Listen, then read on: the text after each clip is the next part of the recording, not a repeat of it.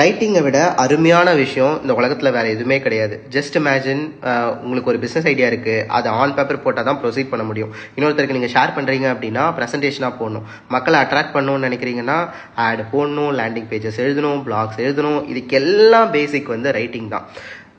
Revolution பண்ணணும்னு நினைக்கிறீங்கன்னு வச்சுக்கோங்களேன், ஸ்பீச் என்ன சாதாரணமாக வந்துருமா? பேப்பர் வந்து பெனில் எழுதணும், அந்த எழுதுனதை ப்ரிப்பேர் பண்ணுறது தான் வந்து ஸ்பீச். இந்த பக்கம் லவ்க்கு வாங்க, மைண்டில் இருக்க ஹார்ட்டில் இருக்க லவ் சொல்லணுன்னா love letter. So I believe that ரைட்டிங்ன்ற ஸ்கில்லை மட்டும் நீங்கள் ஆக்வயர் பண்ணிட்டீங்கன்னா அந்த உலகத்துக்கே ராஜா வந்து நீங்கள் தான்.